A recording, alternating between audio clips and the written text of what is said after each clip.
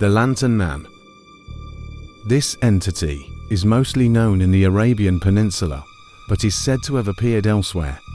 It appears in the night as a light in the distance, in the desert, or in remote areas.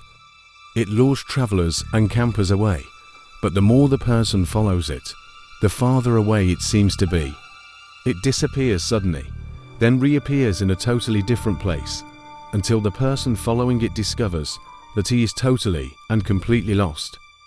There are many sightings of this entity on YouTube, primarily Arabian videos, in which the people refer to this entity as Abu Farnus. Post creepy, weird, and unexplainable stuff that happened to you or others close to you. I'll start. Be a Euro bro. Stay at a resort with a co-worker for 3 days. Co-worker comes down to the bar, looks pale as fuck, says he saw a ghost in his room. I clown on him. I agree to swap rooms for the lols, switch rooms, go to bed, and a few hours later I wake up to noises in the bathroom. Investigate the bathroom. I find nothing. Return to the room. See a shadow figure sitting by my bedside. Stand there in disbelief, blink a few times, and it vanishes.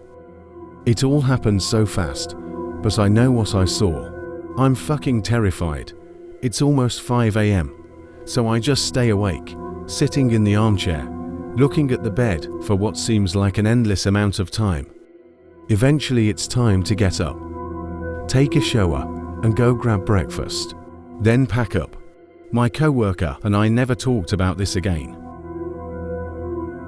A few days later, I did some research. Turns out, we stayed at a haunted resort called Casa Monica. There have been many reports of hauntings there, especially in room 411 and 511. That night, I slept in room 410. Fuck that place, and fuck Florida. Can't even sleep without getting harassed by shadows and shit.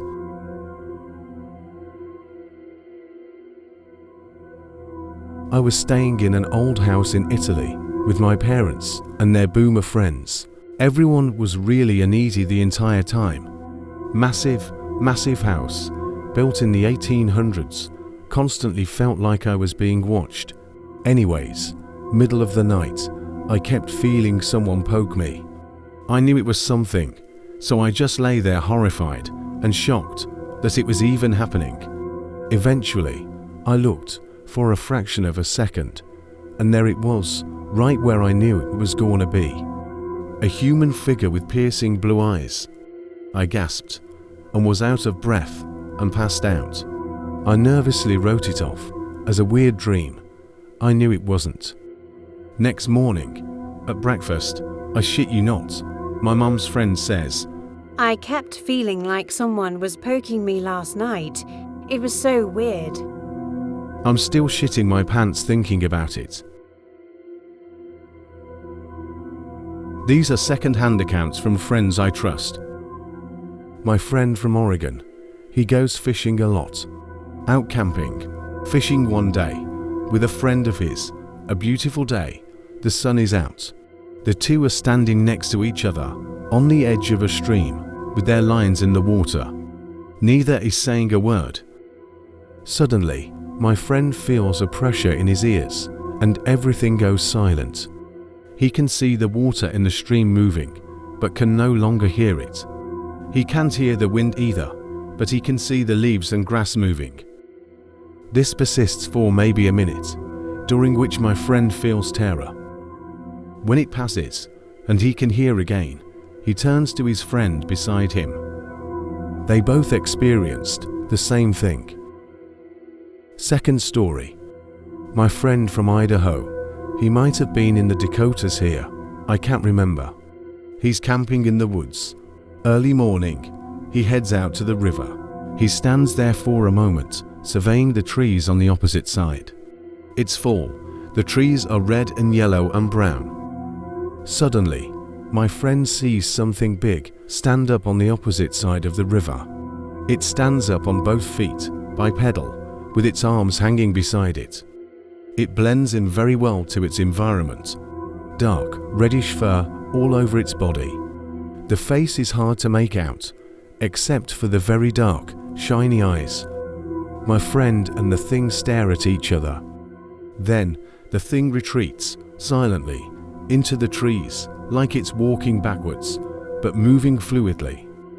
My friend never feels threatened or even scared, but he decides to leave the area anyway. Years ago, my aunt was staying in a house that my great-grandpa built and died in. She had recently moved in, and there had been a lot of stories about ghosts and weird shit going on in the house.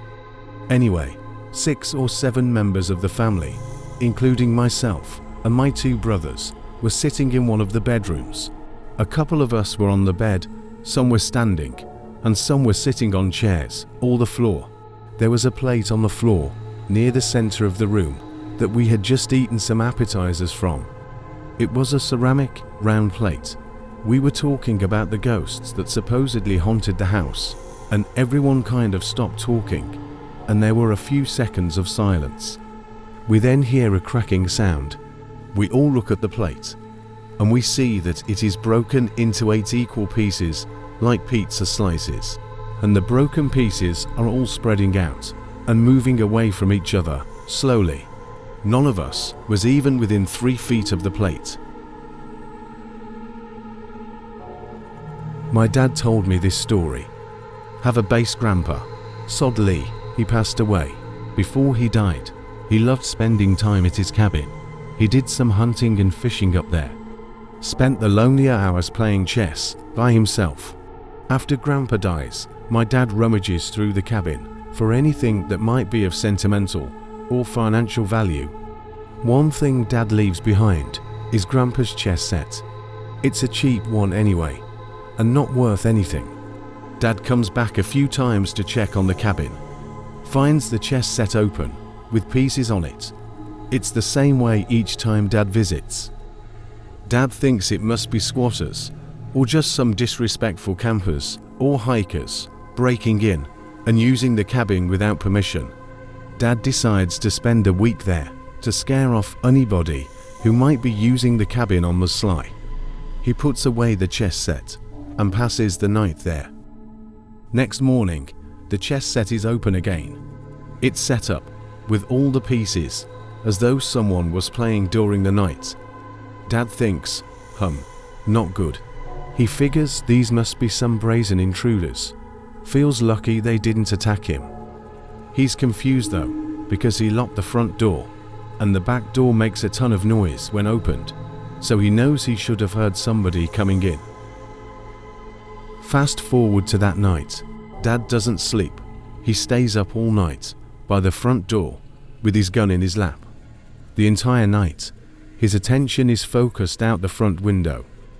He isn't concerned about the back door. He knows he will hear if anyone tries to come in through that door, long before they actually get inside. All night, nothing happens at all. When morning comes, Dad's ready for some shut-eye. He gets out of his chair. He turns around to head to his room. There, on the table, just behind his chair, in the same room he's been sitting in all night, is the chess set. It's open, with the pieces set up on the board.